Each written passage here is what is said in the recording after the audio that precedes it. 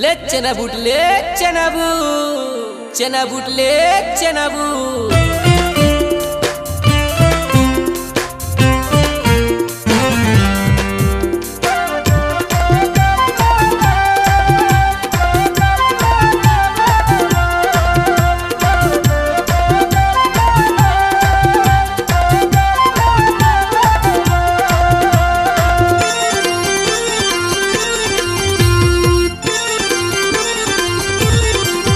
चना बूट ले ले वो 5 रुपया के चना बूट ले ले, ये चना बूट ले ले वो 5 रुपया के चना बूट ले ले। ये चना बूट दे देगा 5 रुपया के चना बूट दे दे, ये चना बूट दे देगा 5 रुपया के चना बूट दे दे। चना बूट ले ले वो 5 रुपया के चना बूट ले ले, ये चना बूट ले ले वो 5 रुपया के चना बूट ले ले।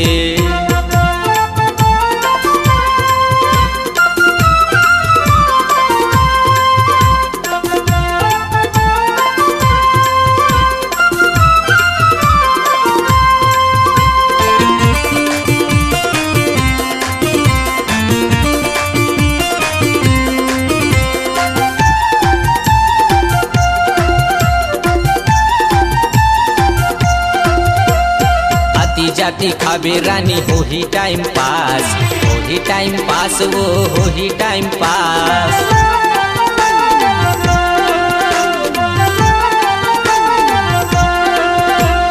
आती जाती खाबे रानी हो ही टाइम पास, हो ही टाइम पास वो हो ही टाइम पास। कहाँ जाबे इतिया न सुन ले मोर बात, सुन ले मोर बात वो सुन ले मोर बात।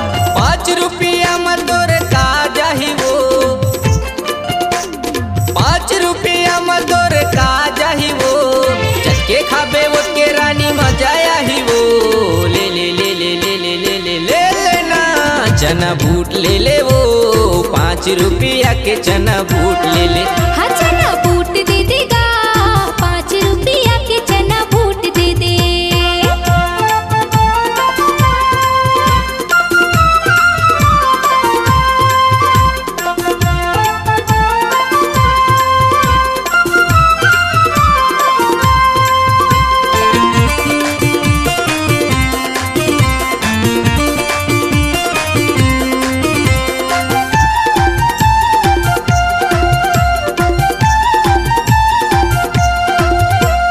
हरियर हरियर दाना वाले देहूँ तोला छाट के, देहूँ तोला छाट के वो देहूँ तोला छाट के।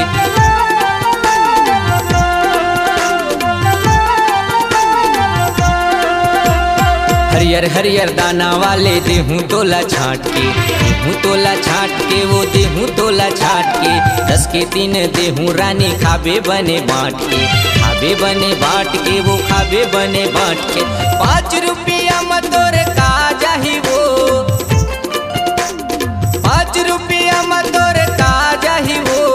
छटके खाबे वो के रानी मजा आही वो। ले ले ले ले ले ले ले ले ले लेना चना बूट ले ले वो 5 रुपया के चना बूट ले ले।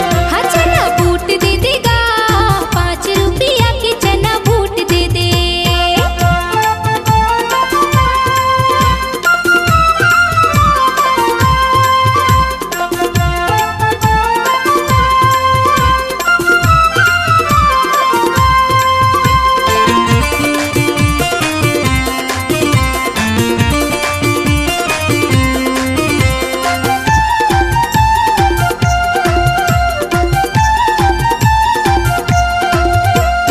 गवै गाँव रही रानी मुकेश छला नाव, मुकेश छला नाव वो मुकेश छला नाव।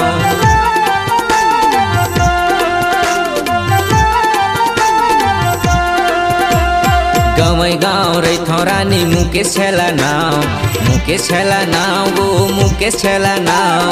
सिमगा थाना जिला बलौदा माड़र कला गाँव, माड़र कला गाँव वो माड़र कला गाँव। पता ठिकाना लिख ले बे वो,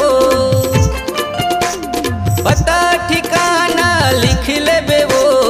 आती जाती रास्ता में यारो ले बे वो। ले ले ले ले ले ले ले ले लेना चना बूट ले ले वो 5 रुपया के चना बूट ले ले, ये चना बूट ले ले वो 5 रुपया के चना बूट ले ले। ये चना बूट दे देगा 5 रुपया के चना बूट दे दे, ये चना बूट दे देगा 5 रुपया के चना बूट दे दे। ये चना बूट ले ले वो 5 रुपया के चना बूट ले ले, ये चना बूट दे देगा 5 रुपया के चना बूट दे दे। चना बूट ले ले वो 5 रुपया के चना बूट ले ले। हाँ चना बूट दे देगा 5 रुपया के चना बूट दे दे। ये चना बूट ले ले वो 5 रुपया के चना बूट ले ले।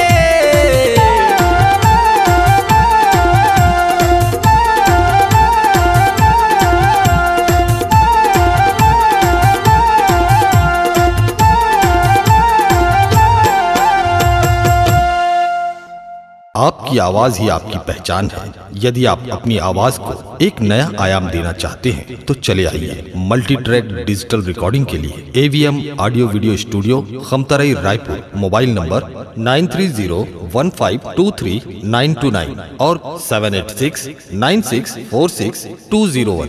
यदि आप नए एवं पुराने गीत सुनना चाहते हैं तो avmgana.com में जाकर गाना फ्री डाउनलोड करें और YouTube चैनल में AVM गाना और के कैसेट्स को सब्सक्राइब करें।